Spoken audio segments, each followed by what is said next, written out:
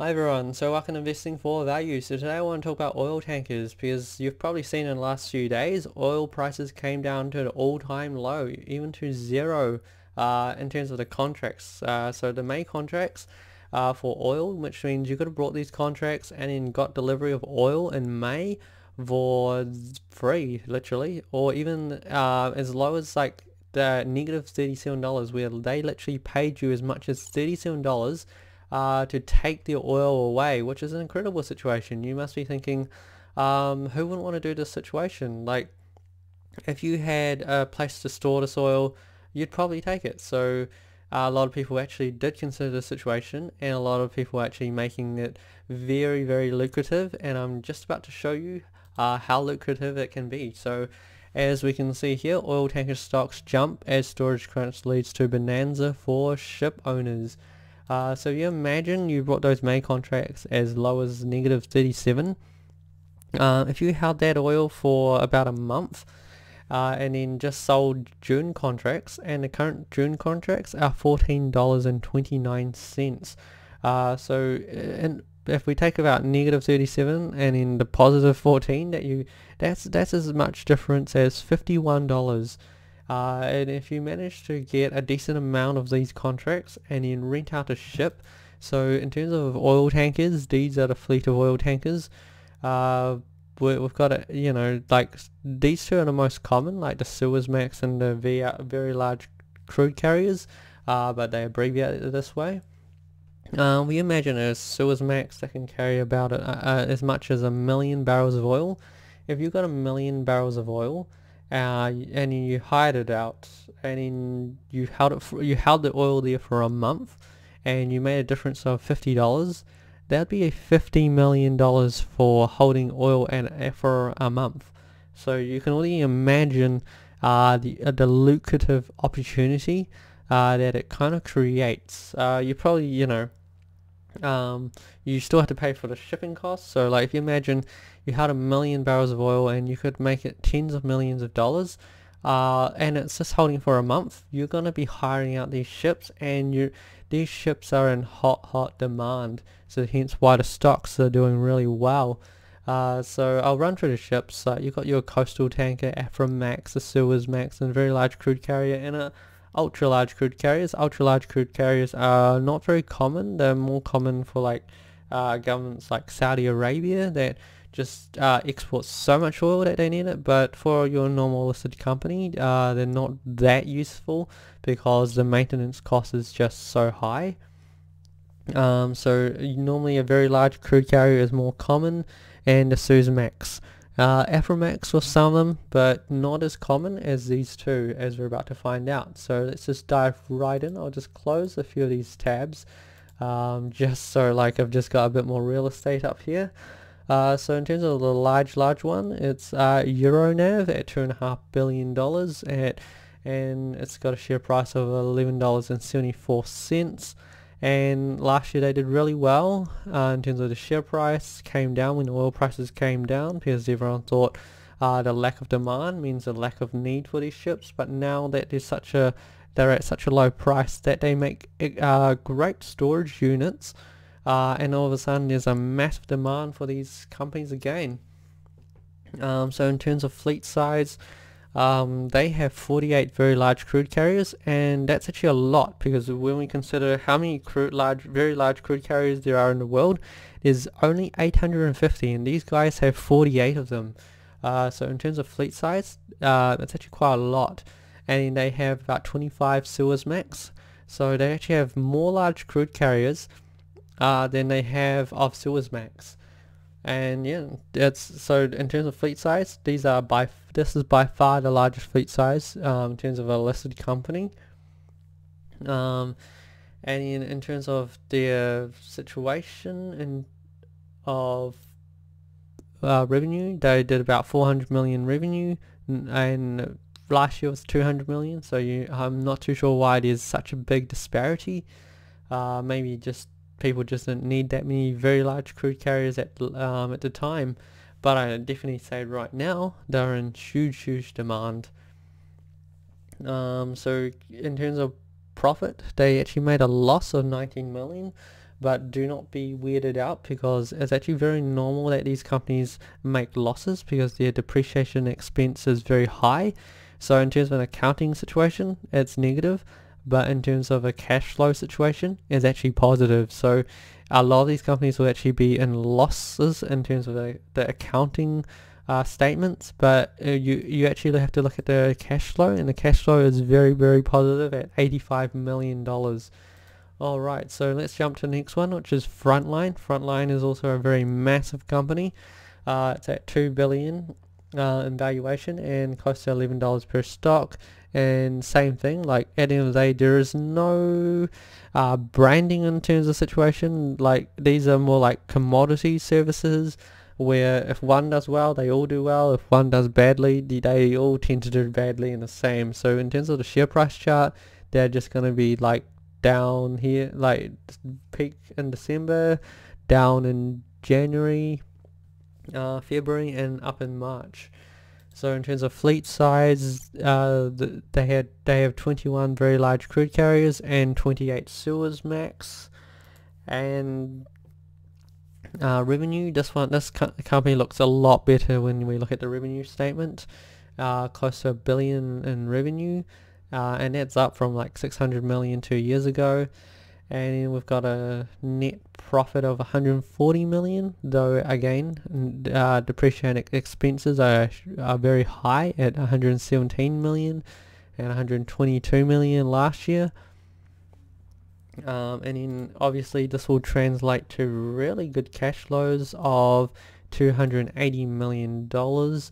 I mean, we can look at the balance sheet, but balance sheets just I've looked at them all, and there's not really a big cause and concern. They all look very general, and you know, I think this one had the most debt in terms of all of them, and they're looking at about 438 million in terms of short-term debt and 1.2 billion in terms of long-term debt.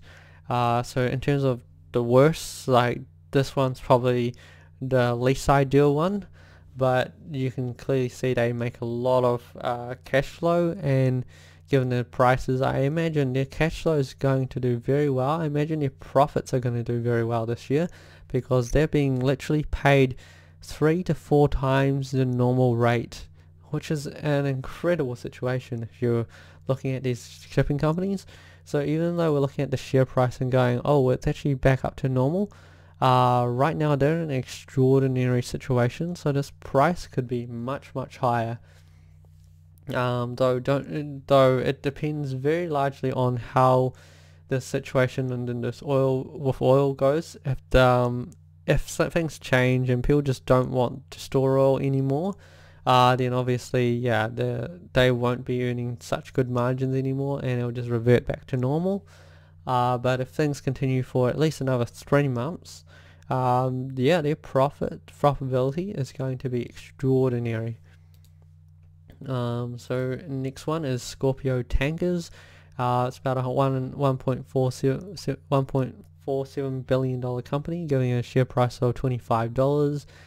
And same thing about the share chart. So you know, you probably get the message by now, so probably won't mention it that much. In terms of the fleet size, they mostly have a lot of small ships. So in terms of the sizing, we'd look at deadweight ton, and the very large crude carriers do about 300,000 deadweight ton, and you can see these small ones, they are very small, 38,000 deadweight ton, and they've got 49,000, and I think the largest ones were about 109,000 deadweight ton. So their fleet size in terms of ship sizing is very small, but they have a ton of ships. They actually have about 137 of these ships. And their revenue is about $700 million. Net loss is $48 million. So as I say, it's all because of this depreciation expense of $180 million. And then that translates to the net cash flow of $200 million, which is extraordinary when we consider that. Alright, so next company is DHT. DHT is $1.2 billion, $8 stock. In terms of their ship size, They have 27 very large crude carriers, and yeah, like literally no other smaller ships. They're all large ships. So I kind of really like this company in terms of that they have so many large ships, and the large ships are going to have the best scale. So it doesn't mean the large ships are going to be the ones that are all the ones in demand, because not all ports can take very large ships. Some ports can only take the smaller ships, so the companies with a diverse fleet size might actually do well, to do better, because they can actually send their smaller ships to get to the smaller ports, and a large ship to the large ports. In terms of revenue, revenue is about $500 million, and net profit is about 73 million, and they have a depreciation expense of 115 million. And in terms of cash flow, it's about 155 million in cash flow, so not too bad. Yeah, so at the end of the day, you can see why I'm focused more on the cash flow situation, and the balance sheet is, it's fine. Especially now that they're earning extraordinary profits. Everything just takes care of itself in a sense. It's a matter of what's their fleet size, and how can they actually take advantage of the situation. So next one is Nordic American Tankers, 770 million in value, and in $5.23 in their stock. So you can see here, same with the share chart. And their fleet size, they actually have no very large crude carriers. They all have Suezmax. Those Suezmaxes aren't bad, because they do hold about around about 150,000 deadweight ton, which is half the very large crude carriers. So you don't always need a very large crude carrier. Not everyone needs them. So Suezmax is also very useful. And the revenue is about 300 million. Depreciation about 63 million, and again it's a loss of 10 million. So the loss situation it's not anywhere particularly weird. It's actually very normal. And again, positive cash flow of 52 million. Okay, so next company is TNP, and it has a valuation of 323 million, and stock price was $3.38. So at this current pricing, the value is fairly low, but again the fleet size is not that large, but it's decent. So 2 very large crude carriers and quite a few Suezmaxes, and then actually let me do the numbers. There are 2 very large crude carriers and 13 Suezmaxes. In terms of revenue, this company had about close to 600 million revenue, depreciation expense of 139 million, and 14 million in net profit, and that translated to cash flow of $184 million in operating cash flow. So again, the cash flow is incredible for these companies, hence why they're actually still paying dividends. Dividends for these companies are incredible. So this next company is SFL Corporation, and it's a $1.2 billion value, $10.14 stock. The problem I had with this company was more that they just had such a diverse lineup of ships, and in terms of tankers, they didn't actually have that many tankers, but I thought I would include it anyway for anyone that just wanted to invest in a more diversified situation. So they have 5 very large crude carriers and 2 Suezmaxes, and yeah, in terms of their income, revenue was 453 million, depreciation expense was 116 million, and net profit was 89 million. So he is actually one that actually has a positive net profit, and the depreciation 116, which, yeah, like you add that back in and then it actually makes it a very, very good operating cash flow of 249 million. Obviously we're expecting even better numbers this year given the current situation. So now we have the last company, which is International Seaways. 799 million in market cap and $27.29 in the share, and the same thing with the share chart. That used to be about $30, came down to as low as $19, and now it's at 27. So all these companies have made strong recoveries. In terms of fleet, it has 13 very large crude carriers, two Suezmax, two Aframax, and in some smaller ships. And in terms of the shipping revenue, they did 366 million in revenue, and they had a net loss of $830. But again, comes down to that depreciation figure of 75 million, which kind of translates very well to the cash flow of $87 million. So here we've just done 8 of these oil tanker companies, and now I'm going to rank these in terms of which one I prefer. So I kind of prefer Frontline, because Frontline, I just thought their balance, their income statement looked a lot better in terms of their billion in revenue, and I like how they're diversified in their fleet size of 21 ultra large crude carriers and 28 Suezmax.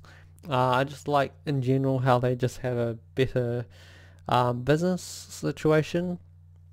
Though I put Euronav second, because their fleet they have an incredible fleet size of 48 very large crude carriers, and 25 Suezmaxes. So I think if they can make really good use of it, this is probably the undervalued play, because they have twice the amount of very large crude carriers than Frontline. But in terms of valuation, they're only slightly more in valuation by like 400 million, so it's not very much in difference in valuation.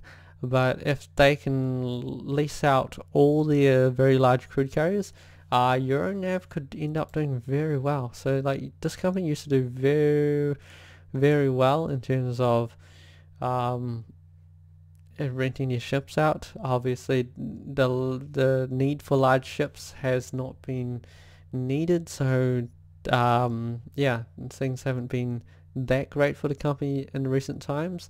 So I like the Frontline, because Frontline's just been able to just do very well in recent times, though obviously back in 2008 they didn't do very well, because the shipping companies all just didn't do very well during that time.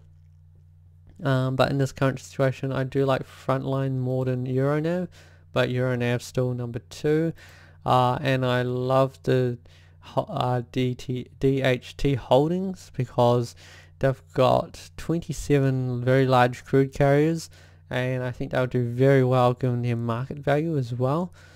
So yeah, like I was very close to putting these guys second, but then Euronav has such a large fleet that it just made more sense.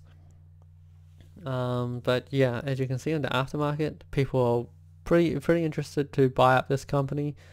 And then next I've got the Scorpio Tankers. They've just got the smaller fleets of the all these smaller ships, which I think can be quite a huge opportunity for anyone not needing a very large crude carrier and they just want these smaller ones. And they've got such a diverse base of these ships that they'll be in very huge demand as well. To be fair, you could really just choose any of these companies and do very well. You could just buy multiple amount of these companies, and yeah, you'd do fine. So in terms of rank Frontline, then Euronav, then DHT Holdings, and then Scorpio, and then I thought TNP, because the valuation is so tiny at 323 million, that yeah, it just made quite a bit of sense that these guys could potentially do pretty well. Though the fleet size wasn't large, they had 13 Suezmax and 2 very large crude carriers. Yeah, so in terms of that, international Seaways, I thought they were also pretty good because they had 13 very large crude carriers, 2 Suezmaxes and 2 Aframax. The only reason TPN is higher is because the valuation was much lower, whereas this is a high valuation. So with low valuation, it means, you know, the share price is potentially going to do a bit better. But you know, did love these guys too, so ranked these. And then Nordic America, 770 million, and these guys had 23 Suezmaxes, which is also a very good fleet size. And the aftermarket up 8.8%, so obviously people are loving the Suezmaxes. And then the last one was SFL. Where are you here? And yeah, so this is a company that was very diversified in terms of its base. So in terms of exposure to the oil market, it's kind of much smaller, but you know, it's still some exposure at the end of the day.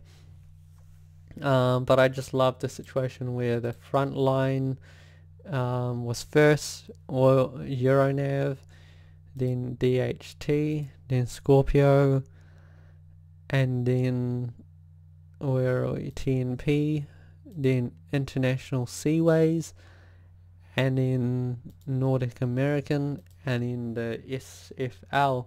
So hopefully that was useful in terms of all the different companies available that you can invest in and why there's an opportunity.